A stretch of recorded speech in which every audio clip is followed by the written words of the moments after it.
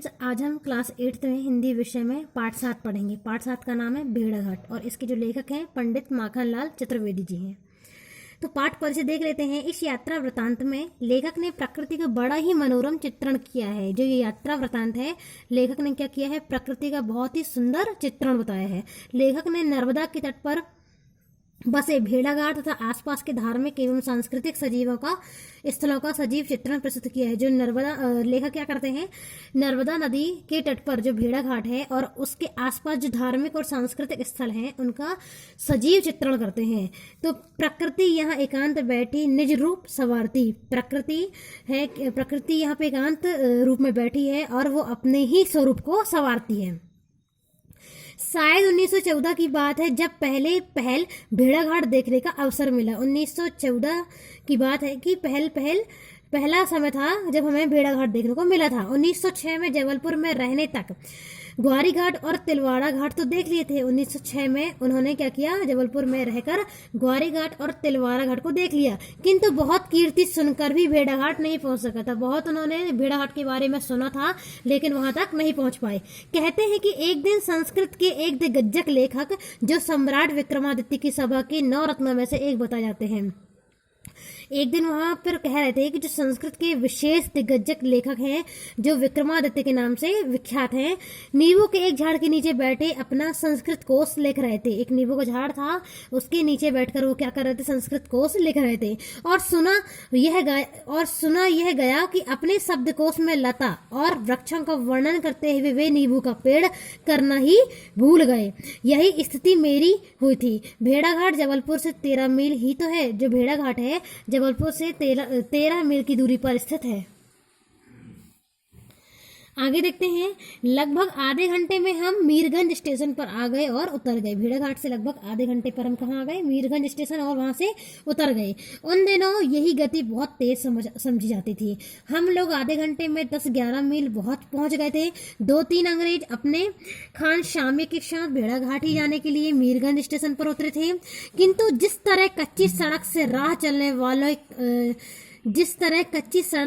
चलने वाले को कभी कभी आकाश का शुक्र तारा भी अपना साथी मालूम होता है, वैसे ही वे लोग मेरे साथी थे। शरीर से तो हम एक दूसरे से कुछ ही गज की दूरी पर चल रहे थे, किंतु धारणा में हम एक दूसरे से सैकड़ों मील दूर रहे।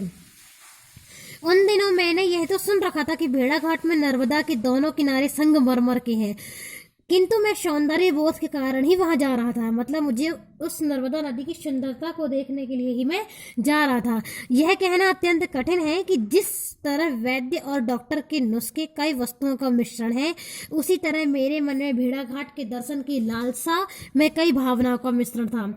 यो नर्मदा से मेरी ममता होना स्वाभाविक है, क्योंकि मैं पढ़ा तो उसके किनारे, बड़ा हुआ तो उसके किनारे, और उसके संघर्षमय होने का तो मैं इतना कायल हूँ कि वे नदियां मुझे पसंद नहीं आती। मतलब ये जो लेखक है नर्मदा नदी के बारे में इतना पढ़ लिया, इतना देख लिया, इतना सुन लिया कि नर्मदा नदी के अतिरिक्त उन्हें कोई नदियां अच्छी नहीं लगती थी। जिनके किनारे सन्यासी के सिर की तरह घुटे हुए थे, जिनकी धार में घर घर शब्द होता था, जिनकी रेती बहुत बारीक और मुलायम होती थी। घुटे हुए किनारे की नदियों के पास जब जब जाने को लगा यह भी एक सजा है जिसे तो सिर्फ भोग ही लेना है। वायुमंडल खुला है, पुण्य स्थल है, स्नानार्थी आते जाते रहते हैं, श्लोक का पाठ भी होता है, बड़े बड़े स्टेशन भी हैं, बहुत रेलें आती जाती हैं। यह सब ठीक है, किंतु किनारे जो रोके हैं वे कहते हैं बैल को अपने खूंटे पर ही अच्छा लगता है। सो मुझे तो बीहड़, नर्मदा, उसके प्रपात और उसका घर्षण ही प्यारा लगता है। मैं तो आपसे भेड़ाघाट की बात करना चाहता था हाँ, आप भेड़ाघाट की बात करें। यो तो नर्मदा अमरकंटक से निकली है और मैं ग्वारी घाट और तिलवाड़ा घाट को देख चुका था। मतलब मैं नर्मदा नदी को नहीं देखा था। ये दोनों जबलपुर से बहुत निकट पड़ते हैं, किंतु भेड़ाघाट नहीं देखा आज तक। कहते हैं 800 मील बहने वाली नर्मदा अमरकंटक से 154 मील ही चल पाई थी।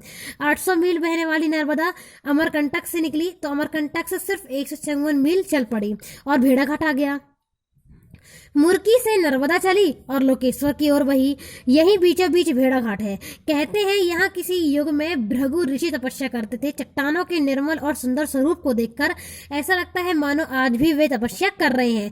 नदी के पानी में खड़ी विशाल चट्टानें छोटे तृणों को लिए सर्दी गर्मी और बरसात को सह रही हैं। काटने से कट भले ही जाए किंतु झुकना नहीं जानती थी, अपना क्रम नहीं रुकने देती थी, अपनी उज्ज्वलता मंद नहीं होने देती थी।